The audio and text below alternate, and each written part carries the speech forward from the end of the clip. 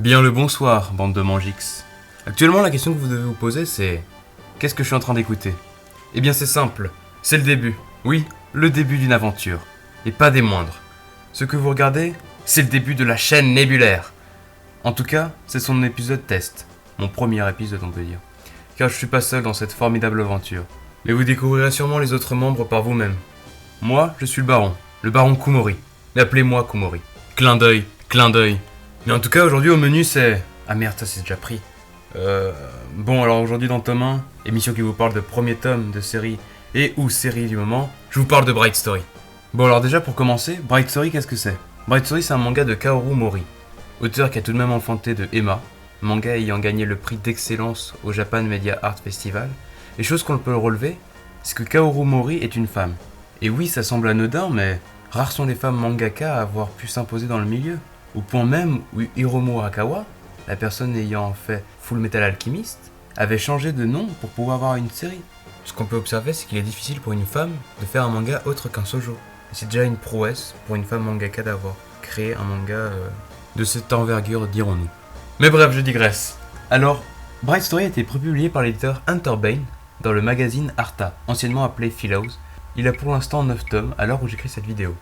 Mais alors, Bright Story, de quoi ça parle? Attention, synopsis. C'est lors de ses 20 ans que la vie d'Amir, jeune femme d'Asie centrale, va être bousculée. En effet, elle va être envoyée dans le clan voisin pour y être mariée.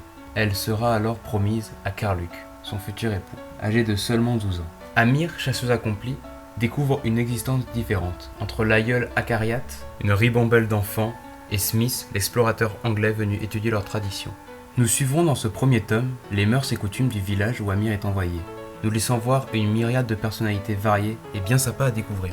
Bon, tout d'abord, les premiers tomes, comme vous le savez, sont de bonnes occasions pour poser les bases du récit, c'est-à-dire le cadre spatio-temporel, les personnages avec quelques traits de personnalité, ainsi que l'intrigue et plein d'autres trucs. C'est aussi notre premier contact avec l'œuvre. C'est pour ça que dans tome 1, le nom de l'émission si vous n'avez pas remarqué, nous vous présenterons l'œuvre avec notre avis, saupoudré d'éléments d'analyse divers et variés. Nous pouvons voir que les premières pages nous plongent directement dans la scène de la rencontre entre Amir et Karluk, dû au mariage arrangé. C'est la découverte du personnage d'Amir. Elle retire son voile, nous laissant découvrir son visage, à nous mais aussi à son futur époux, Karluk. C'est notre rencontre avec le personnage d'Amir, qui sera l'héroïne de ce manga. C'est un personnage clé, car en effet, dans ce tome, tout est fait pour nous montrer Amir, dans sa vie de tous les jours, pour montrer des aspects de sa personnalité. Tout le village est surpris, dès son arrivée, de par ses manières bien différentes à celles du village. Elle est montrée comme une singularité dans son milieu. Et quel personnage, franchement. Amir est quelqu'un de très cool, une femme forte, attentionnée, plein de bienveillance envers ceux qui les entourent. Le cadre fait que c'est un personnage assez insolite et assez original, très plaisant à voir. Sauf qu'on n'a pas vraiment l'habitude de voir cela. Il y a déjà dans ce tome des scènes plutôt intéressantes, et bien servies par les dialogues, qui sont bien écrits et intéressants, comme par la scène du vieux Mahadbek, surnom compliqué à prononcer, et son arrière-petit-fils Rostem. Le petit Rostem qui s'évade à travers son grand-père. C'est aussi bien servi par le découpage.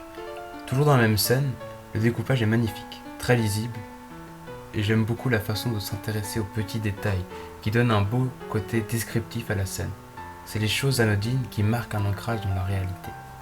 Et le dessin de l'auteur sert très bien la forme et le fond.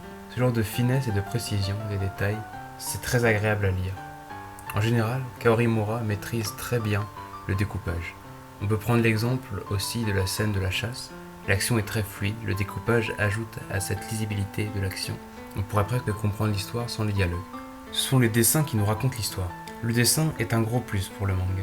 Il nous montre lui aussi beaucoup de petits détails qui enrichissent ce voyage au centre de l'Asie. Parce que Bright Story, c'est aussi ça, un voyage au cœur de l'Asie.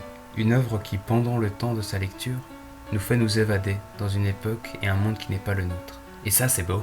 Donc au final, qu'est-ce qu'on peut retirer de ce manga et quel est mon avis dessus? Eh bien, ça a dû se sentir durant la vidéo, mais j'ai beaucoup apprécié la lecture de ce premier tome. La preuve, je n'ai même pas réussi à trouver quelques petits défauts à l'histoire. On pourrait par exemple citer des aspects trop forcés pour rendre le personnage d'Amir attachant, mais ce serait vraiment chipoté.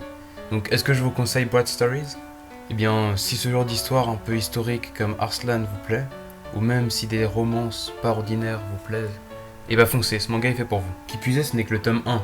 En vue de ce que j'ai lu, ce manga va sûrement aborder des thèmes très intéressants, comme la place de la femme au 19e siècle, ou encore peut-être que le manga nous fera une sorte de critique de ce système, à travers le personnage d'Amir, une femme forte. Ce sont tous ces aspects qui me font dire que l'avenir de ce manga est très prometteur. Sur ce, c'était Baron Kumori. J'espère au moins avoir attisé la curiosité d'une personne sur ce manga. Ce serait déjà pas mal pour une première vidéo. J'espère que cette vidéo test, car je répète que c'est un test, vous aura plu. Au plaisir de vous revoir. Salut!